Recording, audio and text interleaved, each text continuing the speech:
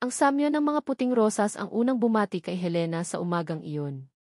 Iyon ang kanyang kanlungan, ang munting paraisong itinayo niya sa gitna ng payapang Tagaytay. Ang bawat bulaklak, bawat dahon, ay saksi sa 20 taon ng tahimik niyang pamumuhay. Hawak ang gunting pampungos, maingat niyang inaalis ang mga nalantang dahon sa kanyang paboritong hilera ng mga rosas.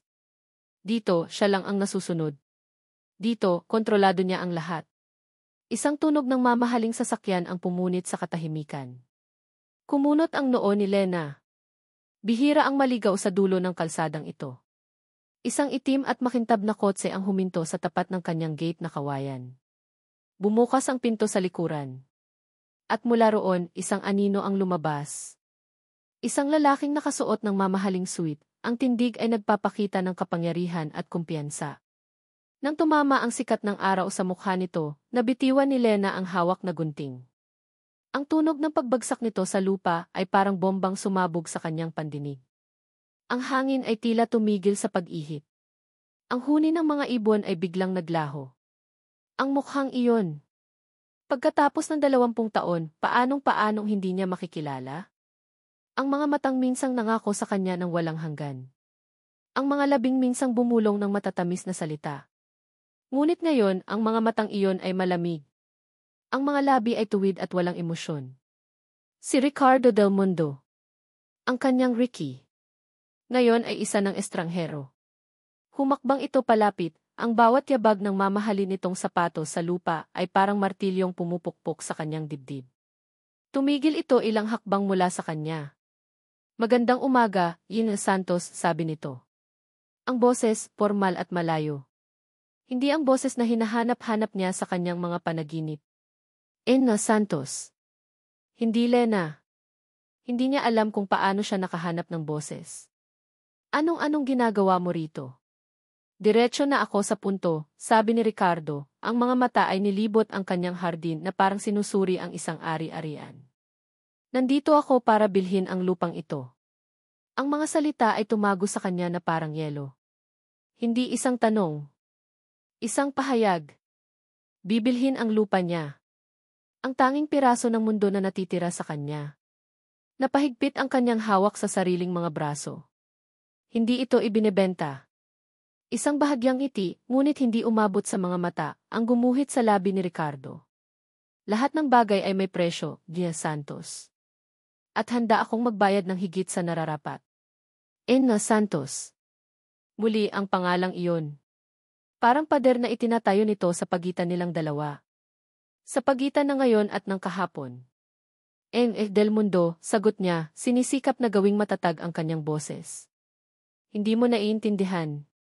Ang lugar na ito hindi ito tungkol sa pera. Laging tungkol sa pera, sabi nito, ang lamig sa boses nito ay hindi nagbabago. May plano ang kumpanya ko para sa development dito. Isang high-end resort. At ang property mo ang huling piraso na kailangan namin. Pakiramdam ni Lena ay sinasampal siya. Isang resort. Ang lugar ng kanilang mga pangarap ay gagawing negosyo. Bigla, isang alaala ang sumilay sa kanyang isipan. 20 taon na ang nakalipas. Magkahawak kamay silang nakatayo sa parehong lugar na ito. Ang Ricardo na kasama niya noon ay isang binatang puno ng pangarap, hindi isang sihi na nakasuot ng maskara ng kapangyarihan. Dito, Lena, bulong nito noon, ang hininga ay mainit sa kanyang tenga. Dito natin itatayo ang pangarap natin. Isang maliit na bahay. Isang hardin na puno ng puting rosas. At isang pamilya. Ang ating pamilya. Napapikit si Lena, itinutulak ang alaala palayo. Ang pangakong iyon ay naging abo. Umalis ka na, sabi niya, ang boses ay nanginginig na sa pinipigilang emosyon. Akmang magsasalita pa si Ricardo nang isa pang sasakyan ang dumating. Isang mas maliit na jeep. Mula roon ay bumaba ang isang dalaga, masayahin at puno ng buhay. Dad, sigaw nito habang tumatakbo palapit kay Ricardo. Niyakap nito ang braso ng ama. Dad, kanina pa kita tinatawagan. Sorry, na-traffic kami. Anyway, may ipapakilala ako sa'yo.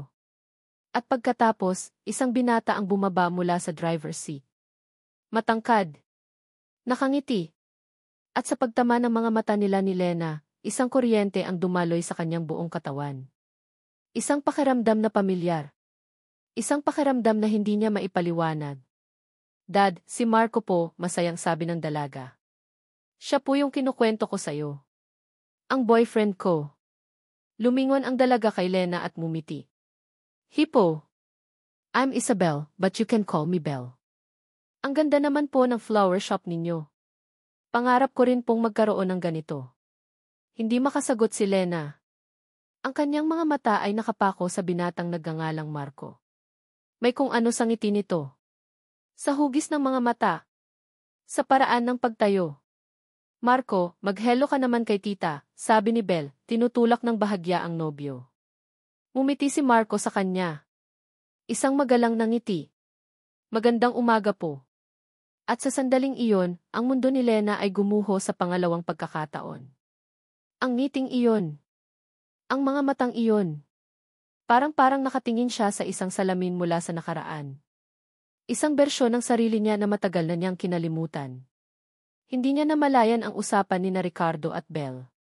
Hindi niya narinig ang alok ni Belle na bumili ng bulaklak. Ang tanging nakikita niya ay ang mukha ni Marco. Ang isip niya ay sumisigaw. Ang puso niya ay kumakaripas. Bakit parang nakikita ko ang sarili ko sa kanya? Ang pagsara ng pinto ng hotel suite ay parang pagsara ng isang kabaong. Sa wakas, mag-isa na si Ricardo. Ibinaba niya ang kanyang briefcase sa mesa at walang seremonyang hinubad ang kanyang coat. Niluwagan niya ang kanyang kurbata, pakiramdam niya ay sinasakal siya nito mula pa kanina. Ang bawat kilos ay mabigat, pagod. Dad, sigurado po kayong ayaw ninyong mag-dinner. Ang boses ni Belle kanina sa lobby ay umalinggaw sa kanyang isipan. Pagod ako. Mag-usap tayo bukas, sagot niya, hindi man lang makatingin sa mga mata ng anak o ng binatang katabi nito. Ang binatang iyon. Si Marco. Ang anak niya. Napaupo si Ricardo sa sofa, ang mga siko ay nakapatong sa kanyang mga tuhod, ang mukha ay nakasubsob sa kanyang mga palad.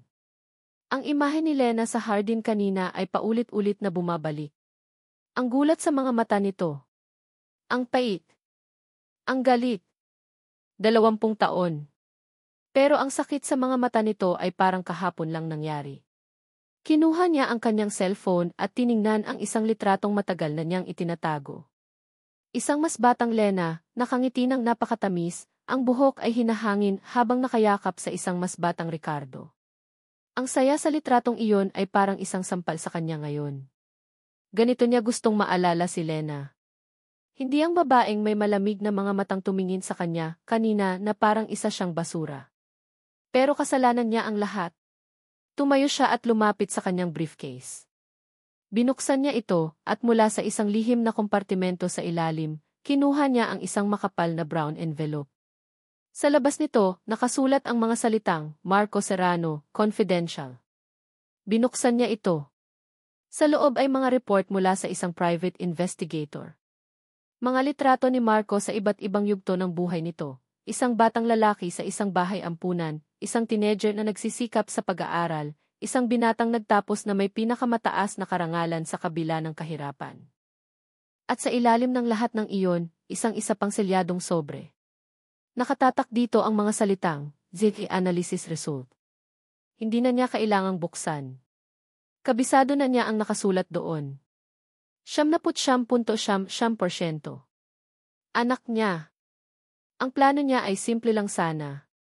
Nang una niyang matuklasan ang tungkol kay Marco 2 taon na ang nakalipas, isang tip mula sa isang dating kakilala, nag-imbestiga siya. Nang makumpirma niya, gusto niyang kunin agad ang anak. Ngunit pinigilan siya ng kanyang pride. Pinigilan siya ng takot. Paano kung isipin ng bata na pera lang ang habol nito? Paano kung kamuhian siya nito sa pagiging isang amang wala sa buhay niya ng 20 taon? Kaya gumawa siya ng plano.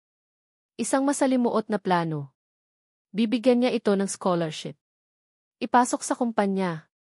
Susubukan ang karakter. Patutunayan sa sarili na ang anak niya ay isang mabuting tao bago niya ipagtapat ang lahat. Isang perpektong plano. Hanggang sa isang araw, umuwi si Belle na may ngiti sa mga labi, ikinukwento ang isang napakagaling at napakabait na bagong empleyado sa kumpanya na nagngangalang Marco. At doon nagsimulang gumuho ang lahat. Ang anak niyang babae ay umiibig sa anak niyang lalaki. Napahilamos siya sa kanyang mukha. Isang malaking gulo. At ang pagpunta niya kay Elena kanina para bilhin ang lupa. Isa iyong desperadong hakbang. Isang padalos-dalos na paraan para pilitin itong makipag-usap para simulan ang pag-aayos ng lahat. Ngunit lalo lang niyang pinalala ang sitwasyon. Biglang tumunog ang kanyang cellphone. Pangalan ni Belle ang nasa screen. Huminga siya ng malalim bago sumagot. Belle. Dad. Nakakainis ka talaga kanina, sabi nito mula sa kabilang linya. Bakit ang cold mo kay Marco? Wala naman siyang ginagawang masama. He's the best guy I've ever met. Napapikit si Ricardo. Belle, hindi ngayon ang oras para dyan. Hindi. Gusto kong malaman, Dad. May problema ka ba sa kanya? Dahil ba hindi siya kasing yaman natin? Hindi yan totoo at alam mo yan, mariing sagot ni Ricardo. Basta mag-focus ka muna sa pag-aaral mo. Masyado ka pang bata para sa mga seryosong relasyon. Isang palusot. Isang napakahinang palusot. I'm not a child anymore, Dad. At mahal ko si Marco, sigaw ni Belle bago ibinaba ang telepono. Napabuntong hininga si Ricardo. Pati ang anak niyang pinalaki ay nagagalit na sa kanya. Itatapon na sana niya ang cellphone sa kama nang tumunog itong muli. Unknown number. Kumunot ang noo niya. Ngunit sinagot pa rin niya ito. Hello. Katahimikan sa kabilang linya. Pagkatapos, isang boses ng babae ang nagsalita. Isang boses na pamilyar, malambing ngunit may nakatagong lason. Ricky T. Nanigas si Ricardo. Kilala niya ang boses na iyon. Ang boses na iyon ang sumira sa buhay niya. Doris, sabi niya, ang pangalan ay parang lason na lumabas sa kanyang bibig. Isang mahinang tawa ang narinig niya. Naaalala mo pa pala ako. Natutuwa naman ako. Narinig kong bumalik ka na sa buhay niya, Ricky. Napahigpit ang hawak ni Ricardo sa telepono. Anong kailangan mo? Wala naman, sabi ni Doris sa tonong ng aasar. Naisip ko lang kumustahin ka. At balaan ka. Huwag mong isipin na tapos na ang lahat. Click. Nawala ang linya. Nakatitig lang si Ricardo sa telepono, ang kanyang paghinga ay mabigat. Ang takot na akala niya ay matagal na niyang ibinaon ay biglang bumalik, mas malakas, mas nakakaparalisa. Ang kanyang mga daliri ay humigpit sa paligid ng telepono. Ang galit. Ang takot. Ang kawalan ng magawa. Ang lahat ng emosyon ay sumabog sa loob niya. Isang malutong na tunog ng nababasag na plastik at salamin ang pumuno sa tahimik na kwarto. Binitiwan niya ang gayo'y basag na telepono, ang mga piraso ay kumalat sa sahig. Nakatingin siya sa kawalan, ang mukha ay putlang-putla. Ang multo ng nakaraan. Bumalik na ito. Para kay Marco Serrano, ang mundo ay isang hagdan na unti-unti niyang inaakyat. At sa ngayon, pakiramdam niya ay malapit na siya sa tuktok. Nakatayo siya sa harap ng Board of Directors ng Del Mundo Corporation. Ang boses niya ay kalmado at puno ng kumpiyansa. Ang mga salita ay dire-diretsong lumalabas sa kanyang bibig. Ipinapaliwanag ang mga numero at graph sa malaking screen sa likod niya. Nakikita niya ang pagtango ng mga ehekutibo, naririnig niya ang mahihinang bulungan ng paghanga. Ito ang mundo niya. Ang mundo na pinagsikapan niya. Mula sa pagiging isang scholar na walang maipagmalaki kundi ang talino, ngayon ay isa na siyang project associate na pinakikinggan ng matataas na tao sa isa sa pinakamalaking kumpanya sa bansa. Nang matapos siya, pumalakpak ang ilan. Ngumiti si Marco, isang ngiting pinaghalong pasasalamat at pagmamalaki. Ngunit ang mga mata niya ay nasa isang tao lang. Nasa dulo ng mahabang mesa. Si Sir Ricardo Del Mundo. Ang sihi. Ang idolo niya. Ang ama ng babaeng mahal niya.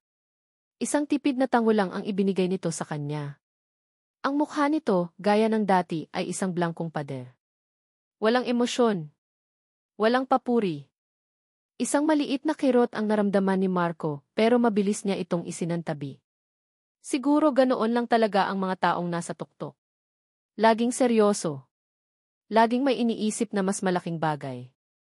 Good job, Marco, sabi ng isa sa mga vice president habang palabas sila ng conference room, tinapik pa siya sa balikat. Keep it up. Malayo ang mararating mo. Salamat po, sir, magalang niyang sagot. Ngunit ang papuring gusto niyang marinig ay hindi dumating. Kinagabihan, magkasama sila ni Belle sa isang coffee shop. Hawak nito ang kanyang kamay sa ibabaw ng mesa. Ang ngiti ni Belle ang laging nagpapagaan ng kanyang pakiramdam. Ang galing-galing mo raw kanina, sabi ni Tita Marisa, sabi ni Belle, ang mga mata ay nagniningning. Si Tita Marisa nito ay isa sa mga na naroon kanina. Okay lang naman, sabi niya nang may pagpapakumbaba. Napansin ni Belle ang bahagyang pagbabago sa kanyang ekspresyon. Si Daddy na naman ba? Hindi nakasagot si Marco. Hayaan mo na si Dad, sabi ni Belle, humigpit ang hawak sa kamay niya. Masyado lang siyang protective sa akin. Pero makikita rin niya kung gaano ka kabait at kung gaano mo ako kamahal. Pilit na ngumiti si Marco at pinisil ang kamay nito. Mahal na mahal. At totoo iyon. Si Belle ang kanyang liwanag, ang kanyang gantimpala. Siya ang dahilan kung bakit lahat ng pagod ay nagiging sulit. Para mawala na iyang simangot mo, biglang sabi ni Belle, pumalakpak na parang bata. Let's go somewhere this weekend. Umalis tayo ng Manila. Punta tayo sa Tagaytay. Tagaytay. Ang unang pumasok sa isip ni Marco ay ang hardin ng mga puting rosas. At ang babaeng may malulungkot na mga mata. Si Tita Lena. Gusto kong dalawin ulit si Tita Lena, patuloy ni Belle. At para makakain tayo ng masarap na bulalo. Please. Tumango si Marco. Isang bahagi niya ang gustong pasayahin si Belle. Pero may isa pang bahagi, isang bahaging hindi niya maipaliwanag, na gustong bumalik sa lugar na iyon. Gustong makita muli ang babaeng iyon. Ang hangin sa Tagaytay ay ibang-iba sa Maynila. Dito, malinis ang hangin at ang bawat paghinga ay parang naglilinis sa kanyang baga. Ang Del Mundo Corporation at ang mga blankong tingin ni Sir Ricardo ay parang napakalayo. Masayang-masaya si Bella habang naglalakad sila papasok sa gate ng flower shop ni Lena. Tita Lena! Naglilinis ng mga paso si Lena nang marinig sila. Ngumiti ito, ngunit nakita ni Marco na ang ngiti ay hindi umabot sa mga mata nito hanggang sa mapadako ang tingin ito sa kanya. Isang kislap. Isang pagbabago. O baka imahinasyon lang niya. Belle, Marco. Napadalaw kayo, sabi ni Lena, ang boses ay kasing hina ng ihip ng hangin. Namiss po kasi kita, tita, sabi ni Belle, at naglibot-libot na sa hardin, hinahaplos ang mga bulaklak. Naiwan si Marco at si Lena. Isang awkward na katahimikan ang namagitan sa kanila. Kamusta ka na, iho? Si Lena ang unang bumasag sa katahimikan. Okay lang po. Kayo po? Heto, ganito pa rin, sagot nito, ang tingin ay nasa malayo. Masaya na sa tahimik na buhay. May kung anong lungkot sa paraan ng pagsabi nito na nag-udyok kay Marco na magsalita. Maswerte po kayo. Tumingin ito sa kanya, nagtataka. Bakit mo naman nasabi? Nag-atubili si Marco. Hindi siya sanay mag-open up. Ang buhay niya ay laging tungkol sa pagpapatunay sa sarili, hindi sa pagpapakita ng kahinaan. Ngunit sa harap ng babaeng ito, parang may kung anong nagtutulak sa kanya na maging totoo. Kasi po may lugar kayong matatawag na sa inyo. May kapayapaan po kayo, sabi niya, ang boses ay halos pabulong. Ako po, lumaki sa ampunan. Walang pamilya. Laging pakiramdam ko, kailangan kong patunayan na karapat-dapat ako sa lugar ko sa mundo. Hindi niya alam kung bakit niya sinabi iyon. Ngunit nang tingnan niya si Lena, nakita niya ang mga luha na namumuo sa mga mata nito. Hindi awa, kundi isang malalim na pag-unawa. Wala kang kailangang patunayan, Marco, sabi nito, ang boses ay basag. Para gumaan ang pakiramdam, umiti si Marco at nag-iba ng usapan. Tulungan ko na po kayo dyan. Lumapit siya sa isang malaking paso ng rosas na sinusubukang buhatin ni Lena. Kaya ko na po yan. Naku, mag-ingat ka. May mga tinik yan, babala ni Lena. Ngunit sa kanyang pag-angat, isang matulis na tinik ang bumaon sa kanyang palad. Aray! Sabi ko na nga ba? Mabilis pa sa 4:00, binitiwan ni Lena ang hawak niyang pandilig. Agad nitong kinuha ang kamay niya, ang mga daliri nito ay mainit at magaan. Hinawakan nito ang kanyang kamay ng may buong pag-iingat, na parang ito ang pinakamahalagang bagay sa mundo. Naku, anak! Malalim ba? Tanong nito, ang mukha ay puno ng pag-aalala. Ang salitang "i-anak" ay lumabas ng napakanatural. Natigilan si Marco. Natigilan din si Lena. Pareho silang napatingin sa magkahawak nilang mga kamay. Ang init mula sa palad ni Lena ay tila gumagapang paakyat sa kanyang braso, nagpapakalma sa isang bahagi ng kanyang pagkatao na hindi niya alam na magulo pala. Ang sandaling iyon ay tumagal, puno ng isang emosyon na hindi nila kayang pangalanan. Isang koneksyon. Isang pagkilala. Wow, Tita Lena, mukhang boto po kayo kay Marco para sa akin ah. Ang masayang boses ni Belle ang pumutol sa sandali. Napabitaw sila sa isa't isa na parang napaso. Nakangiting lumapit si Belle, walang kamalay-malay sa kuryenteng dumaloy sa pagitan ng nobyo niya at ng babaeng itinuturing niyang tita. Ang biyahe pabalik ng Maynila ay binalot ng katahimikan na mas maingay pa sa sigawan. Nakatingin lang si Belle sa bintana, ngunit hindi niya nakikita ang mga nagdadaang tanawin. Ang nakikita niya ay ang pag-iwas ng tingin ng kanyang ama sa tuwing magtatama ang kanilang mga mata sa rearview mirror. Ramdam niya ang galit nito. Hindi lang sa kanya, kundi pati kay Marco. At hindi niya maintindihan kung bakit. Pagdating sa mansyon, dumiretso si Belle sa kanyang kwarto. Ngunit hindi siya mapakali. Ang imahe ng pag-aalala sa mukha ni Tita Lena habang hawak ang kamay ni Marco ay bumabalik sa kanyang isipan. Pati ang pilit ng ngiti nito nang umalis sila. May mali. Kumatok siya at pumasok sa study ng kanyang ama. Naabutan niya itong nakatayo malapit sa bintana, nakatalikod. Dad, we need to talk, simula niya, sinisikap na maging kalmado. Humarap si Ricardo, ang mukha ay pagod at seryoso. Belle, I'm tired. No, hindi ako aalis dito hanggat hindi mo sinasabi sa akin ang totoo. Bakit ayaw mo kay Marco? May nagawa ba siyang masama? Huminga ng malalim si Ricardo, isang buntong hininga na puno ng bigat. Wala siyang ginagawang masama. It's not about him. Then it's about me. Ayaw mo lang akong maging masaya, tumaas na ang boses ni Belle. Ang luha ay nagsisimula ng mamuo sa kanyang mga mata. Hindi mo naiintindihan, Belle. Ginagawa ko ito para sa ikabubuti mo, mariing sabi ni Ricardo. Ang mga salitang iyon, sa halip na magpakalma, ay lalo lang nagpaapoy sa kanyang damdamin. Para sa ikabubuti ko?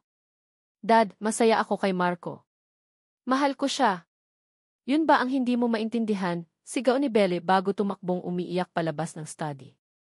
Kinabukasan, hindi niya kinaya. Kailangan niya ng kausap.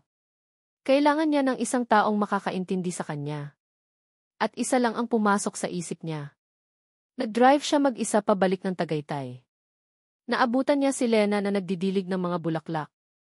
Nang makita siya nito, agad itong nabahala. Belle, anong nangyari? Bakit ka umiiyak? Doon na bumuhos ang lahat ng luha ni Belle. Niyakap niya si Lena at doon humagulgol na parang isang batang nawawala. Walang sinabi si Lena. Niyakap lang siya nito pabalik, ang isang kamay ay marahang humahaplos sa kanyang likod. Iyon lang ang kailangan niya. Isang yakap na parang sa isang ina. Ikinuwento niya ang lahat. Ang pagiging malamig ng kanyang ama, ang pagtatalo nila, ang kanyang pagkalito. Nakikinig lang si Lena, ang mga mata nito ay puno ng emosyon na hindi maipinta ni Belle. Lungkot? Awa? O baka pareho? Siguro may dahilan lang ang daddy mo na hindi pa niya kayang sabihin, mahinang sabi ni Lena. Pero ano pong dahilan? Tita, mabait si Marco. Siya na yata ang pinakamabait na taong nakilala ko. Umiti si Lena, isang napakalungkot na ngiti. Alam ko, Belle. Alam ko. Umuwi si Belle na gumaan ng kaunti ang pakiramdam, ngunit mas determinado. Kung hindi sasabihin ng kanyang ama ang dahilan, siya mismo ang hahanap ng paraan para patunayan na mali ito. Naaalala niya, may binanggit si Marco tungkol sa isang lumang feasibility study para sa isang proyekto sa Batangas na maaaring makatulong sa kasalukuyang proposal nito. At sigurado siyang may kopya nito ang kanyang ama sa study nito. Nang gabing iyon, hinintay niyang umalis ang kanyang ama para sa isang business dinner. Dahan-dahan siyang pumasok sa study. Ang amoy ng lumang libro at mamahaling kahoy ay sumalubong sa kanya. Ito ang kaharian ng kanyang ama. Lumapit siya sa malaking estante na puno ng mga libro at mga folder. Hinahanap ng kanyang mga mata ang label na Batangas Project Archived. Nasa pinakamataas na shelf. Kumuha siya ng isang maliit na upuan para abutin ito. Ngunit sa kanyang pag-abot, nadulas ang kanyang kamay at natabig niya ang isang makapal at mabigat na libro. Blag! Isang malakas na tunog ang umalinggaw sa tahimik na silid. Napatalon si Belle sa gulat. Agad niyang dinampot ang libro. Isa itong lumang photo album na balot sa katad. Pero hindi iyon ang nakakuha ng kanyang atensyon. Sa sahig, sa tabi ng libro, ay may isang litratong nahulog mula sa loob nito. Nakatalikod ito. Dahan-dahan niya itong pinulot. Ang likod ay naninilaw na sa kalumaan. Binaligtad niya ito. Ang hininga niya ay biglang nawala. Nakatitig siya sa isang mas batang bersyon ng kanyang ama. Nakangiti ito, ang mga mata ay puno ng saya na hindi pa niya nakikita kahit kailan. At kayakap nito ay isang babae. Isang napakagandang babae na may mahabang buhok at ngiting kasing tamis ng pulot. Si Tita Lena. Gulat na gulat si Belle. Magkakilala na sila dati. Hindi lang basta magkakilala. Ang paraan ng pagkakayakap ng kanyang ama kay Lena sa litrato ay hindi yakap ng isang magkaibigan lamang. Iyon ay yakap ng dalawang taong nagmamahalan. Ngunit may isa pang detalye na nagpatigil sa pagtibok ng kanyang puso. Ang damit na suot ni Lena sa litrato. Isa iyong maluwag na bestida. At sa ilalim nito, malinaw na malinaw kahit sa kupas ng larawan. Ay isang bilog na tiyan. Buntis si Tita Lena. Paulit-ulit na pinaglipat-lipat ni Belle ang kanyang tingin mula sa masayang mukha ng kanyang ama, patungo sa nagdadalang taong si Lena. Ang kanyang isipan ay nagpupumilit na pagtagpi-tagpiin ang lahat. Ang biglaang pagbabalik ng kanyang ama sa Tagaytay. Ang alok nitong bilhin ang lupa ni Tita Lena. Ang hindi may paliwanag na lungkot sa mga mata ni Tita Lena. Ang kakaibang koneksyon nito kay Marco. At ang matinding pagtutol ng kanyang ama sa relasyon nila ni Marco. Hindi mo naiintindihan, Belle. Ginagawa ko ito para sa ikabubuti mo. Ang mga salita ng kanyang ama ay umalinggaw sa kanyang tainga, ngunit ngayon ay mayroon ng bagong, nakakatakot na kahulugan. Nanginginig ang kanyang mga kamay habang hawak ang litrato. Parang isang mahalagang piraso ng isang puzzle na biglang inilagay sa kanyang harapan. Isang piraso na bumago sa lahat ng kanyang paniniwala. Hindi na siya nag-isip. Ang tanging alam niya ay kailangan niya ng sagot. Kailangan niya ng katotohanan. Hawak-hawak ang litrato na parang isang ebidensya sa isang krimen, tumakbo siya palabas ng study. Hindi niya alam kung saan niya pupuntahan ang kanyang ama, pero kailangan niya itong mahanap. Ngayon din, nagmamadali siyang bumaba ng hagdanan. At sa ibaba, parang sinadyang itakda ng tadhana, bumukas ang pinto. Pumasok ang kanyang ama, mukhang pagod mula sa business dinner. Nagkasalubong ang kanilang mga mata. Nakita ni Ricardo ang gulat at takot sa mukha ng anak. Nakita nito ang hawak-hawak niyang litrato. Ang mukha ni Ricardo ay biglang namutla. Dad! Ang boses ni Belle ay nanginginig, basag sa nagbabadyang mga luha at nag-uumapaw na mga tanong. Itinaas niya ang litrato. Sino siya? Bakit kasama mo si Tita Lena sa litratong ito? Huminga siya ng malalim, pinipilit na ilabas ang mga salitang nakabara sa kanyang lalamunan. At bakit buntis siya? Ang tanong ni Belle ay parang isang dagundong ng kulog sa loob ng tahimik na mansyon. Para kay Ricardo, ang pagtigil ng mundo ay hindi isang metapora. Ito ay isang katotohanan. Nakatitig siya sa litratong hawak ng kanyang anak. Ang piraso ng papel na iyon, na minsan ay simbolo ng kanyang pinakamasayang alaala, ay naging isang hatol ng kamatayan para sa lahat ng kanyang mga plano. Ang kanyang mga paa ay tila bumaon sa marmol na sahig. Isang malamig na kaba ang gumapang sa kanyang dibdib, pinipiga ang hangin mula sa kanyang mga baga.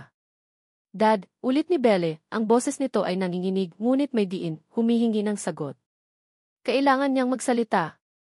Kailangan niyang kontrolin ito. Ibigay mo sa akin yan, utos niya, sinubukang gawing matatag ang kanyang boses, ngunit narinig niya mismo ang bahagyang panginginig nito. Inilahad niya ang kanyang kamay. Umiling si Belle, lalong humigpit ang hawak sa litrato. Sasagutin mo muna ako. Kilala mo na si Tita Lena dati pa. At may anak kayo? Ang huling tanong ay halos isang bulong, puno ng takot at hindi makapaniwalang sakit. Alam ni Ricardo na wala na siyang takas. Ngunit ang buong katotohanan. Hindi. Hindi pa. Masyadong mapanganib. Masyadong masisira ang lahat. Kaya ginawa niya ang tanging bagay na alam niya, ang magbigay ng kalahating katotohanan. Umupo ka, Belle, sabi niya, ang boses ay mas mahinahon na ngayon. Iginyan niya ang naguguluhang anak patungo sa sofa. Umupo sila, ang distansya sa pagitan nila ay parang isang malawak na bangin. Huminga siya ng malalim. Si Lena siya ang unang pag-ibig ko. Ang pag-amin na iyon ay nagpalambot sa ekspresyon ni Belle. Ang galit ay napalitan ng pagkalito. Mahal na mahal namin ang isa't isa, patuloy ni Ricardo, ang mga salita ay totoo, ngunit ang mga kasunod ay hindi. Pero bata pa kami. Maraming hadlang. Nagkaroon kami ng matinding hindi pagkakaunawaan. Nasaktan namin ang isa't isa. At nagkahiwalay kami. Pero ang baby, tanong ni Belle, ang mga mata ay nakatutok sa tiyan ni Lena sa litrato. Ito na ang pinakamahirap na bahagi. Ang pagsisinungaling habang nakatingin sa mga mata ng sariling anak. Nawala ang bata, Belle. We lost the baby. At dahil doon lalong nasira ang lahat. Nakita niya ang sakit sa mga mata ni Belle. Sakit para sa kanya, para kay Lena, para sa isang buhay na hindi nabigyan ng pagkakataon. Isang bahagi ni Ricardo ang nasusuklam sa sarili niya sa paggamit sa alaala ng nawalang anak, ang anak na hindi naman talaga nawala, bilang isang kasangkapan. Kaya ba ganoon na lang ang galit mo sa kanya, Dad? Umiling si Ricardo. Hindi ako galit sa kanya. Galit ako sa nakaraan. At ayokong maulit iyon. Belle, pakiusap ti. Hinawakan niya ang kamay ng anak. Malamig ito. Huwag mong sasabihin ito kay Lena. Huwag mong bubuksan ang mga sugat na matagal nang naghilom. Ginagawa ko ito para protektahan ka at siya. Nakatitig lang si Belle sa kanya, ang isip ay halatang naguguluhan. Tumango ito ng dahan-dahan, hindi dahil kumbinsido, kundi dahil pagod na itong makipagtalo. Tumayo ito at umakyat sa kanyang kwarto, iniwan si Ricardo sa sala, mag-isa kasama ang kanyang mga kasinungalingan. Napahilamo si Ricardo sa kanyang mukha. Isang sunog ang naapula niya, pero alam niyang may mas malaki pang apoy na nagbabaga. Kailangan niyang unahan ito. Kailangan niyang kausapin si Lena. Kailangan niyang ipagtapat ang lahat sa kanyang sariling paraan bago pa mahuli ang lahat. Kinuha niya ang bago niyang telepono at hinanap ang numero ni Lena. Nagring ito ng ilang beses bago may sumagot. Hello? Ang boses nito. Ang simpleng di hello na iyon ay nagpabalik sa kanya sa 20 taon na nakalipas. Biglang nawala ang lahat ng kanyang tapang. Ang isisi na kayang harapin ang sinumang business rival ay naging isang duwag sa harap ng babaeng minsan niyang minahal. Lena D. Simula niya. Ricky. Napatawag ka? May problema ba kay Belle? Tanong nito, puno ng pag-aalala. Paano niya sisimulan? Lena, buhay ang anak natin at kasintahan siya ng anak-anakan ko. Hindi. Hindi niya kaya. Wala. Wala namang problema, sabi niya, ang boses ay mahina.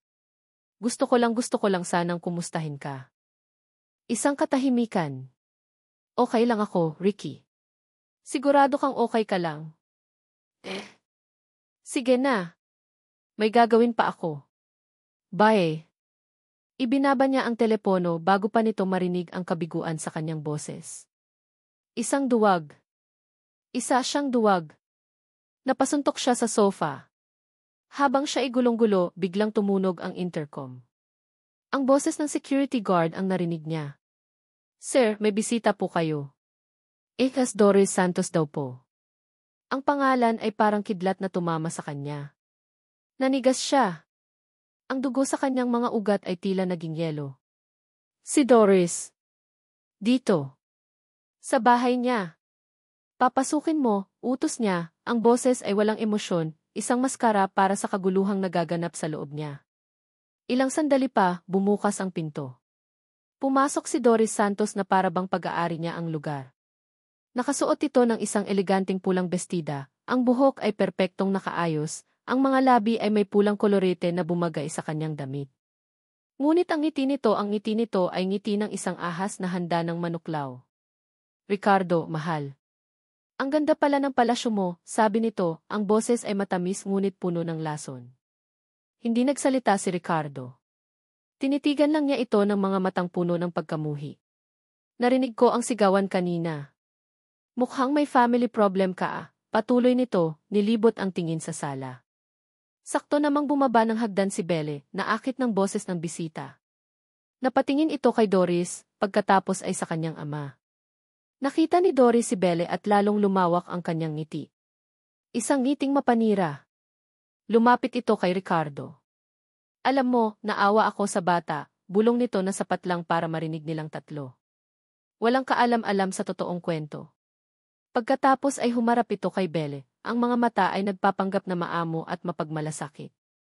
Anak, gusto mo bang malaman kung bakit talaga naghiwalay ang daddy mo at ang tita Lena mo? Hinawakan ni Doris ang braso ni Belle na parang isang mapagmahal na tiyahin. At kung nasaan ang baby sa litrato? Nakatayo si Ricardo, parang isang estatwang bato. Nakatingin siya sa mukha ni Doris, ang mukha ng demonyong sumira sa kanyang buhay, at pagkatapos ay sa naguguluhang mukha ni Belle. Ang kanyang perpektong plano, ang kanyang mga pader, ang kanyang mga sikreto. Gumuho na ang lahat. Wala na siyang magawa. Sinukol na siya. At ang bomba ay malapit ng sumabog. Nasa kalagitnaan si Lena ng pag-aayos ng mga bagong dating na supot ng lupa nang tumunog ang kanyang telepono. Hindi rehistradong numero. Balak sana niyang huwag pansinin, ngunit may kung anong nag-udyok sa kanyang sagutin ito. Hello? Si Tita Lena po ba ito? Isang pamilyar na boses ng babae. Si Belle. Ngunit ang boses nito ay nanginginig at puno ng pagmamadali. Tita, kailangan niyo pong pumunta dito sa bahay. Please po. Emergency. Kinabahan si Lena. Belle? Anong nangyayari? Okay ka lang ba? Basta po pumunta na lang po kayo. Please. At pwede niyo po bang isama si Marco? Lalong kumunot ang noo ni Lena. Bakit isasama si Marco? Ngunit ang pagkataranta sa boses ni Belle ay sapat na para hindi na siya magtanong pa. Sinabi niyang papunta na siya at agad na tinawagan si Marco. Buti na lang at sinagot agad nito. Sa kabila ng pagtataka, umayag din si Marco na sumama. Ang biyahe papuntang Maynila ay puno ng kaba. Katabi niya si Marco sa likod ng taxi, parehong tahimik, parehong hindi alam kung ano ang aasahan. Pagdating nila sa dambuhalang gate ng mansyon ng mga Del Mundo, agad silang pinapasok. Sinalubong sila ni Belle sa may pinto, ang mga mata nito ay mugtong-mugto. Salamat po sa pagdating, sabi nito, ang boses ay paos. Iginya sila ni Belle papasok sa sala.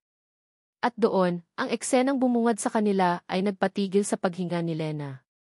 Nakatayo sa gitna ng sala si Ricardo, ang mukha ay parang isang maskarang bato, ngunit ang mga mata ay sumisigaw ng pagkatalo. At sa tabi nito, nakaupo sa isang sofa na para bang reyna sa kanyang trono ay isang babaeng matagal nang gusto ni Lenang kalimutan. Si Doris. Ang pinsan niya. Napahakbang paatras si Lena, isang malamig na takot ang biglang gumapang sa kanyang likuran. Doris? Anong ginagawa mo rito? Ngumiti si Doris, isang matamis at mapanirang ngiti. Hello, pinsan. Kamusta ka na? It's been a long time. Tumayo ito at lumapit sa kanya na parang yayakapin siya. Sakto ang dating inyo. May maliit lang tayong family reunion. Naramdaman ni Lena ang pag-igting ng katawan ni Marco sa kanyang tabi. Sino po siya? Tanong nito sa mahinang boses. Bago pa makasagot si Lena, si Doris na ang sumagot. Ako. Ako ang nag-iisang taong magsasabi sa inyo ng buong katotohanan. Tumingin si Doris kay Ricardo, pagkatapos ay kay Lena, at sa huli kay Marco. Ang mga mata nito ay nagniningning sa tagumpay. Para itong isang direktor na handa nang simulan ang huling eksena ng kanyang dula. Lena, pinsan, simula ni Doris, ang boses ay puno ng huwad na awa. Hindi ba't nagtataka ka kung bakit ka iniwan ni Ricardo 20 taon na ang nakalipas? Kung bakit hindi kanya pinanagutan? Napatingin si Lena kay Ricardo, ang lumang sakit ay muling sumariwa. Well, sinabi ko kasi sa kanya, patuloy ni Doris, na tinanggap mo ang pera ng pamilya nila. Sinabi ko na ipinalaglag mo ang bata sa sinapupunan mo at sumama ka sa ibang lalaki. Ano? Ang salita ay lumabas sa bibig ni Lena na parang hangin. Isang kasinungalingan. Isang napakasamang kasinungalingan. Hindi yan totoo. Ricky. Napalingon siya kay Ricardo, naghahanap ng pagtanggi ng kahit anong senyales. Ngunit nakayuko lang ito, hindi makatingin sa kanya. At sa katahimikan nito, nahanap ni Lena ang kanyang sagot. Naniwala ito. Naniwala si Ricky sa kasinungalingang iyon. Naramdaman niyang nanghina ang kanyang mga tuhod. Napakapit siya sa braso ni Marco para masuportahan ang sarili. Ngumisi si Doris. At ikaw naman, Ricky, lumingon ito sa lalaki. Hindi mo ba gustong malaman kung bakit hindi ka na binalikan ni Lena? Kung bakit hindi ka niya hinabol? Humarap ito pabalik kay Lena. Sinabi ko naman kasi sa kanya na ayaw mo na sa kanya. Na kinasusuklaman mo siya dahil sa nangyari. Na ayaw mong makita kahit ang anino niya o ng bastardo ninyo. Bawat salita ni Doris ay parang punyal na sumasaksak sa puso ni Lena. Ang 20 taon ng pag-iisip na siya ang may kasalanan, na hindi siya sapat, na basta na lang siyang iniwan lahat ay dahil sa lason na ikinalat ng sarili niyang pinsan. Bakit mo ginawa to, Doris? Bakit humagulgol si Lena? Tumawa si Doris, isang tawang walang saya. Bakit? Dahil mahal ko si Ricky. Dahil dapat sa akin siya. Kung hindi siya mapupunta sa akin, sisiguraduhin kong hindi rin siya magiging masaya sa'yo. Napuno ng galit ang dibdib ni Lena. Galit na dala ng 2 dekada ng sakit. Hayop ka. Sinira mo ang buhay ko. Hindi pa tapos ang kwento, pinsan, sabi ni Doris, at ang kanyang mga mata ay napunta kay Marco. Naaalala mo ba noong nanganak ka? Ang sabi ko sa'yo, namatay ang sanggol, hindi ba? Napahinto sa pag-iyak si Lena. Tumingin siya kay Doris, ang kanyang buong kaluluwa ay puno ng takot sa kung ano ang susunod na sasabihin nito. Isa pa iyong kasinungalingan. Ang buong silid ay nabalot ng nakabibinging katahimikan.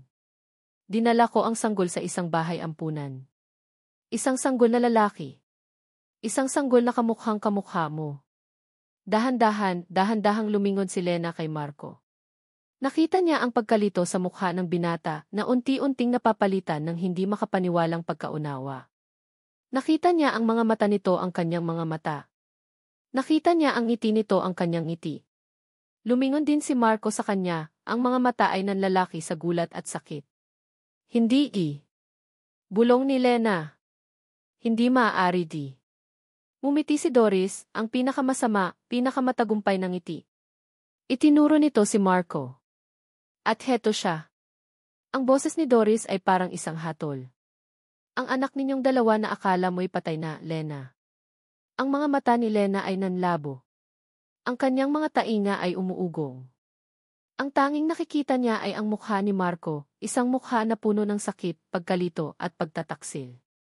Ang sarili mong anak, Ricardo. Narinig niya ang pagsinghap ni Belle. Narinig niya ang sarili niyang puso na nadudurog. Gumuho ang mundo ni Lena. Napaluhod siya sa sahig, hindi na makahinga, ang kamay ay nakahawak sa dibdib na parang kaya nitong pigilan ang kanyang puso sa pagkawawasak. Si Marco. Ang anak niya. Ang anak niyang buhay. Si Marco, ang nobyo ni Belle. Lahat ng mga piraso ng puzzle ay nagkabit-kabit sa isang iglap, bumubuo ng isang larawan ng isang napakalagim na trahedya. Tumingin si Marco mula kay Lena, patungo kay Ricardo na hindi pa rin makagalaw, at pabalik kay Belle na umiiyak na ng walang tunog. Tumingin siya sa kanilang lahat na parang mga estranghero, mga taong sumira sa kanyang buhay nang hindi man lang niya nalalaman. Umiling-iling si Marco, lumayo ng isang hakbang.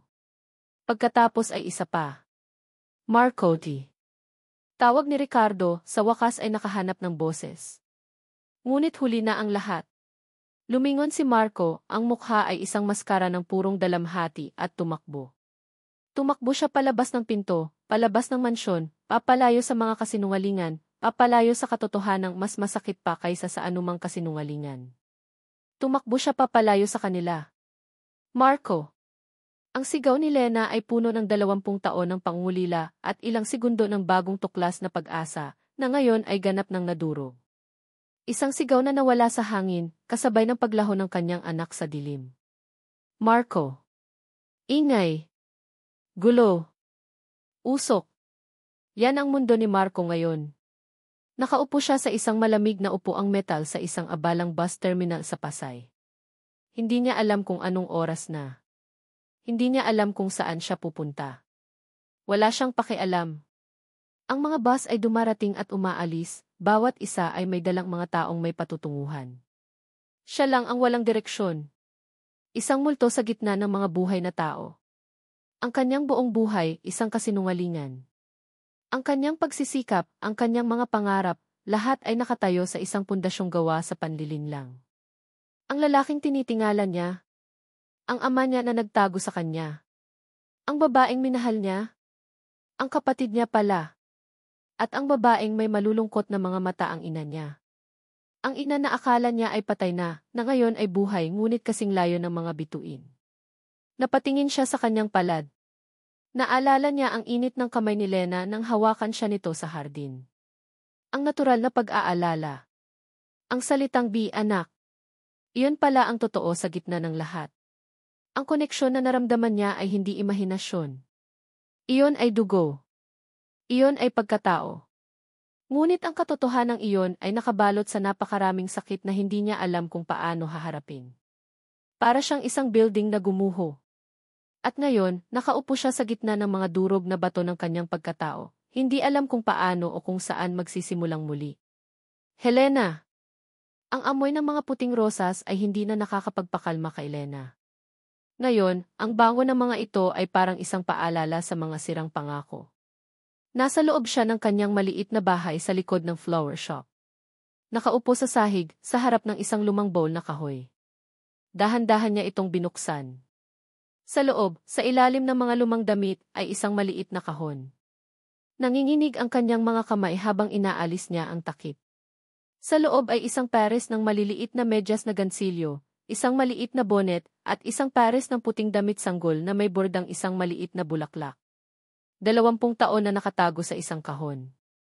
20 taon ng lihim na pagluluksa para sa isang anak na akala niya inawala. Kinuha niya ang damit sanggol at niyakap ito ng mahigpit. Napahagulgol siya. Ngunit ngayon, ang kanyang mga luha ay iba na. Hindi na ito luha ng pagkawala, kundi luha ng kalituhan. Buhay ang anak niya. Ang katotohanang iyon ay dapat isang biyaya. Ngunit ito ay dumating na parang isang bagyo, winasak ang lahat sa kanyang dinaraanan. Masaya siyang buhay si Marco. Ngunit nasasaktan siya sa sakit na nakita niya sa mga mata nito bago ito tumakbo palayo. Nahanap niya ang kanyang anak para lang mawala itong muli. Ricardo. Nakatayo si Ricardo sa labas ng flower shop ni Lena.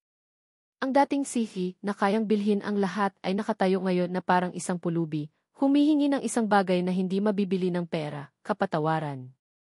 Ilang oras na siyang nagmamaneho paikot-ikot, kinakalap ang lahat ng natitirang tapang sa kanyang pagkatao. Ang kanyang pride, ang kanyang mga pader, lahat ay gumuho na. Ang natira na lang ay isang lalaking puno ng pagsisisi. Pumasok siya sa gate. Nakita niya si Lena na nakaupo sa may hagdanan, nakatingin sa kawalan.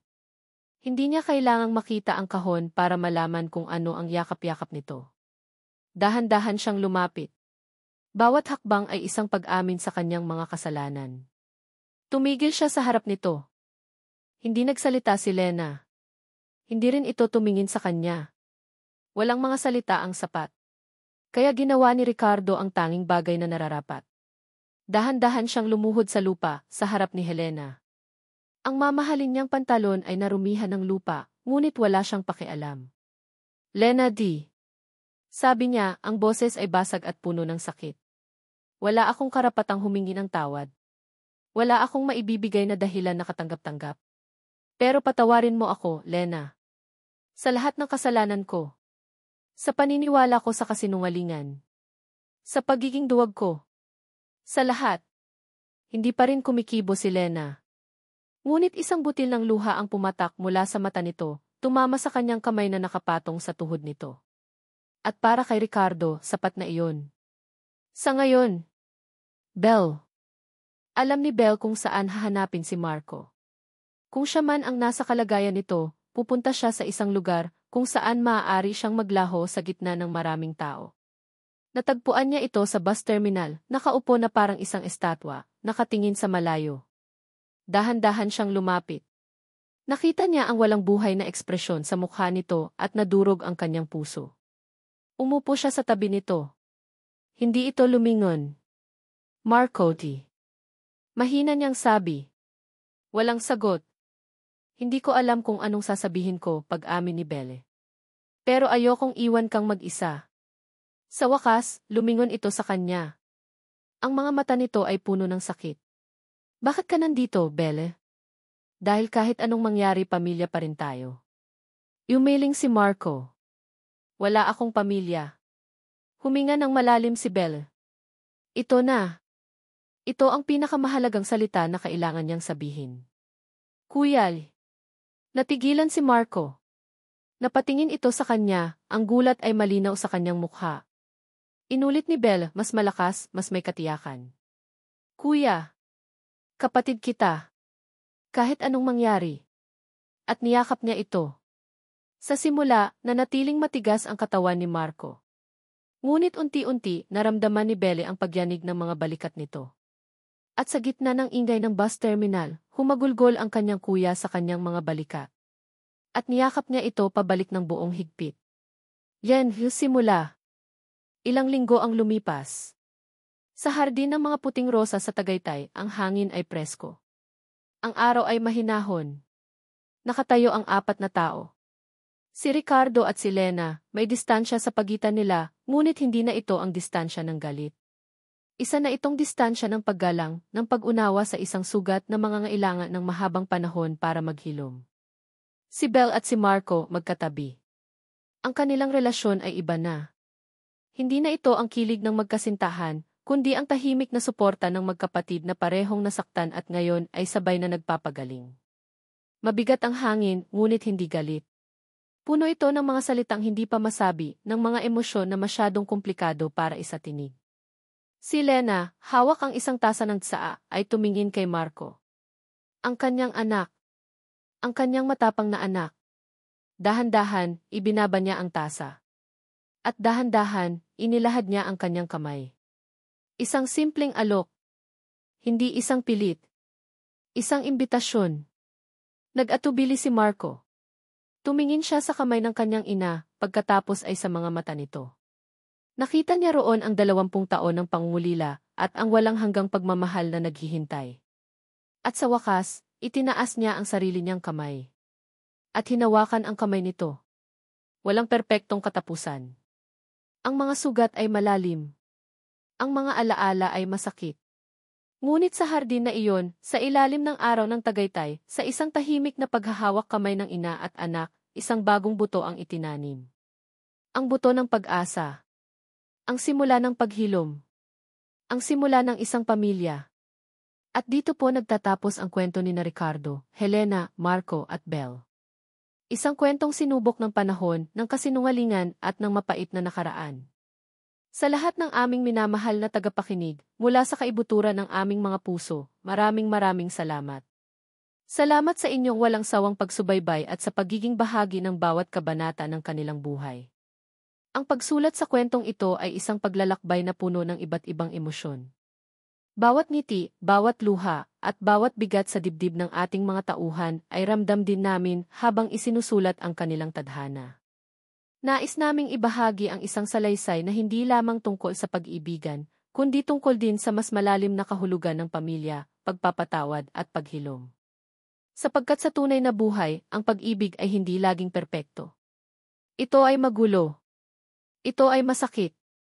Ngunit ito rin ang may kakayahang maghilom ng pinakamalalim na sugat at magbigay sa atin ng lakas upang bumangon muli. Ang pagpapatawad, lalo na sa ating mga sarili, ang unang hakbang tungo sa kapayapaan.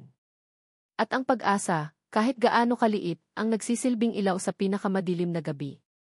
Sana po ay may napulot kayong aral at inspirasyon sa kwento ni na Helena at Ricardo. At ngayon, nais naming marinig ang inyong mga saloobin. Ano ang pinakapaborito ninyong eksena? Sino ang karakter na pinakanatumimo sa inyong puso? Ibahagi po ninyo ang inyong mga komento sa ibaba. Muli ang aming taos-pusong pasasalamat. Hanggang sa susunod nating pagkikita sa panibagong kwento. Ako po ang inyong lingkod, ang inyong tagapagsalaysay, na laging magpapaalala na sa bawat pagsubok, laging may puwang para sa pag-asa at pag-ibig. Mag-iingat po kayong lahat.